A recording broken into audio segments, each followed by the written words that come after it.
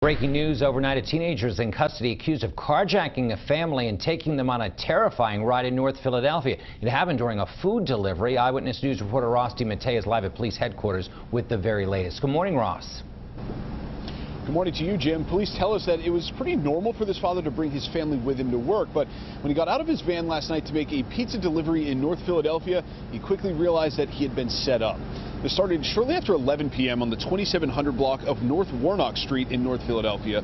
Police say there were 5 total people riding in that minivan, a father and his girlfriend sitting in the front seat, and their 3 young kids in the back, ages 2, 6, and 8 years old.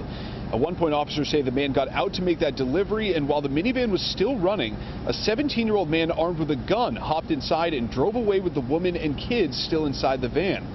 Officers say the woman did fight back against the carjacker, eventually jumping out of the vehicle and injuring herself in the process. She was actually punching this individual because he was taking the vehicle.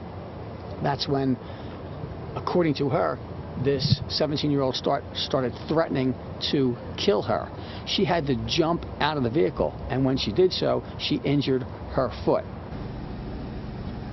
And about a block away from where that woman jumped out, officers believe the carjacker let the 8-year-old boy out of the van, but the 6-year-old girl and 2-year-old baby boy were still asleep in the back seat.